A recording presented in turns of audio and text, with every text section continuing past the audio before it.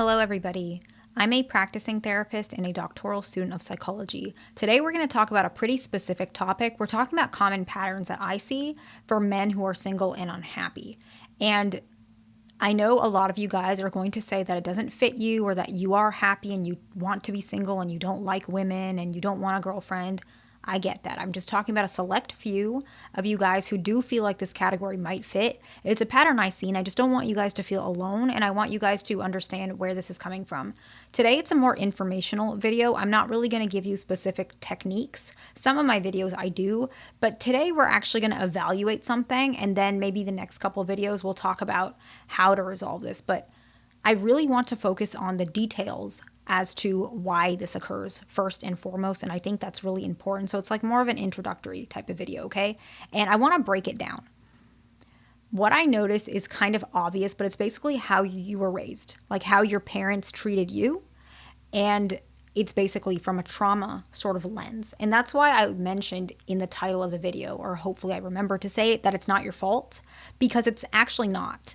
And unfortunately, this is one of the most common patterns I see when I'm practicing of men who are continuously single and really struggling with relationships.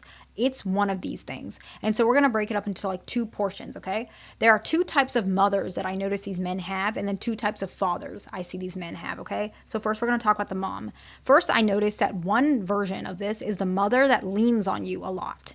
And she doesn't show unconditional love. She almost is like very emotionally draining. I'm sorry to say that, but I've noticed that type of mother, okay? And so another subcategory of that is like maybe she's not draining, but you guys are like very enmeshed and you're like very close, but in a way where it kind of affects your independence. So that's one type of mom. And the other type of mom is like she's really critical of you. She's not very emotional. Maybe she's doing her own thing, maybe even to such an extreme where she has like a ton of different boyfriends and you are always like secondary to her. Right? So those are the two types of moms. And then the two types of dads that I notice. And so you're going to have one type of this mom and then another one type of dad. But that would be like four different versions of this. So I don't even know how to explain that properly. Hopefully you got it. The two types of dads I notice is he's either absent, so he's, maybe he's distant, he's always working, or you don't know him, or the marriage broke up and you like barely see him. So some form of absence. Or he's very, very strict and he feels like you're never enough and you feel like you're never enough. So those are the four categories. You will have one of the mom, one of the dad, okay? And why does this make a man tend to be unhappy and single? How does that correlate, okay? So we're going to break it up. Typically, these men tend to have a very negative view of women from their mother. I'm not saying it's your fault. I'm saying that you have experienced a mother who might be cold. She might be over emotional. She might be controlling. And you might think that that's normal for women. And so early in your life, you're going to allow women who are like that to take advantage of you because you think that's normal. Where a man who doesn't have a mother like that, he's going to think, okay, this woman is not mentally healthy. I'm going to stay away from her. He knows it automatically because his mom wasn't like that. He's not familiar with that. You're familiar with women who might be, detached or maybe over emotional or controlling. You're incredibly familiar with that. So you're not going to flag that and say, okay, this is weird. Let me get out of this relationship. Or I don't want to be friends with this girl. Or I don't want to do a school project with this girl. Or, whatever it is, you will stay away from those women naturally, even when you're little, like even in kindergarten and first grade, you're going to not want to be friends or, play with those girls in a friendly way because you think they're strange. You're going to play with normal girls. And so your relationship with women from the very start is starting in a not so great place.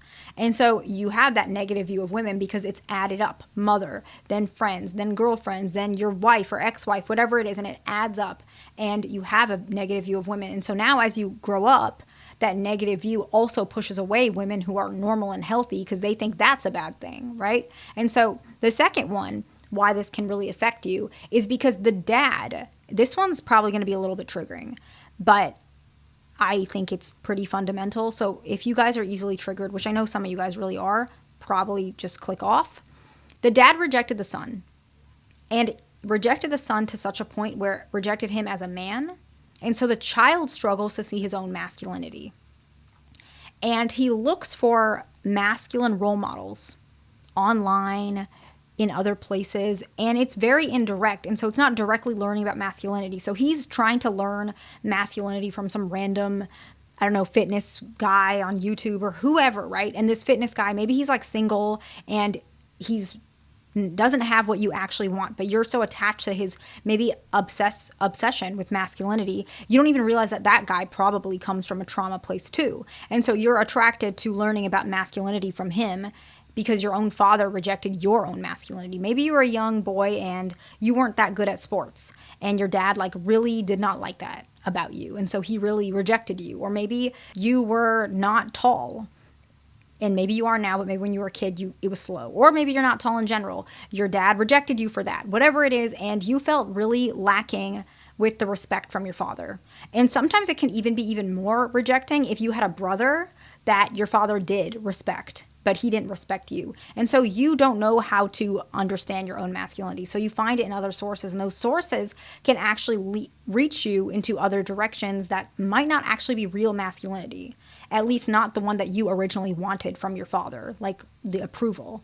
And you're getting it from other places that can actually be a little unhealthy because these men may also be not so healthy. So these are just some examples. I know a lot of you guys are going to get a little tripped up with a lot of things I say. A lot of you guys do that.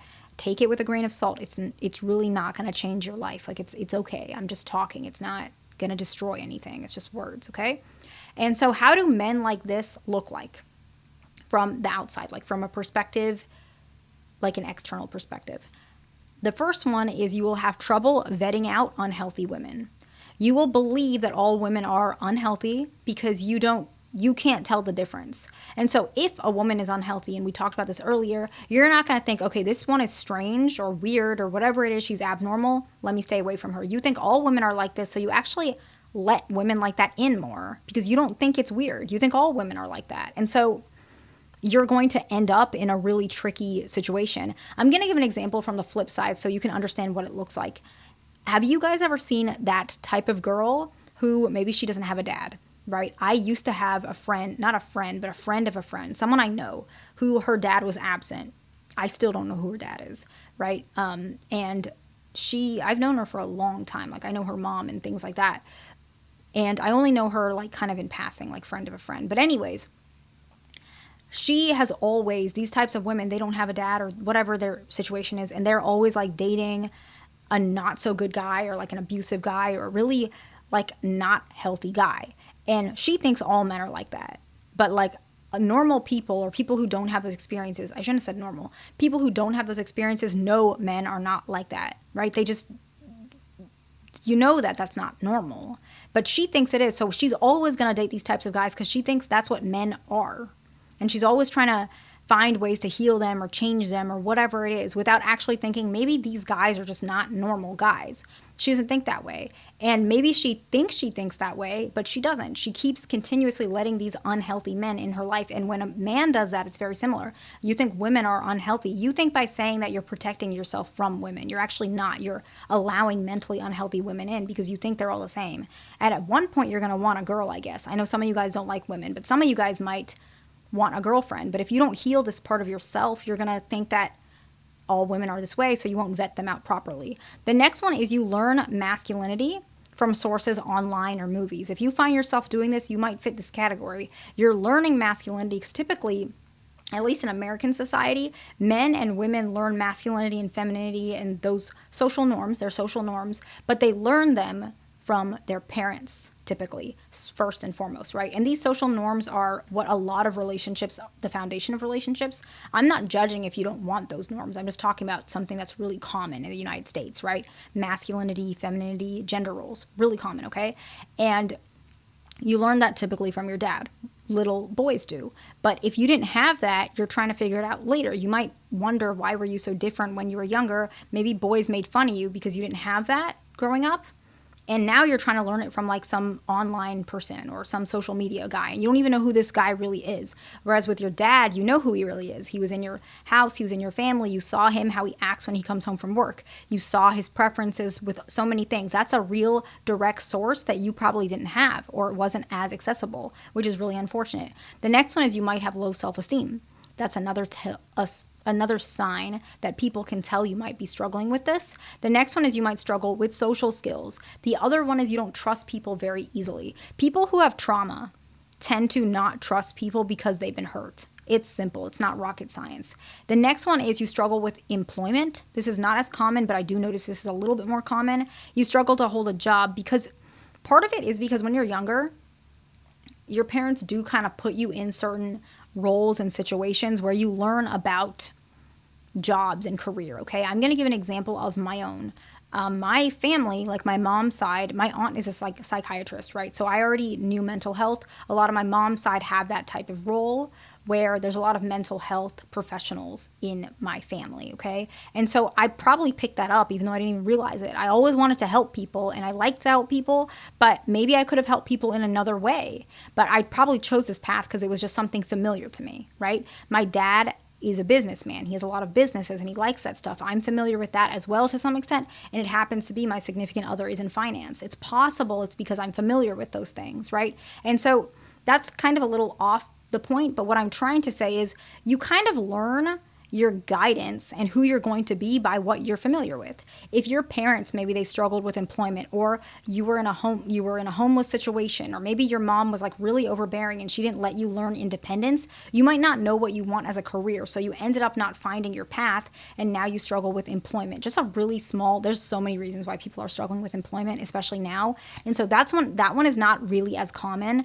But if you fit a lot of these things and you feel like it fit, maybe that's one of them too. And the last one is you actually tend to isolate yourself.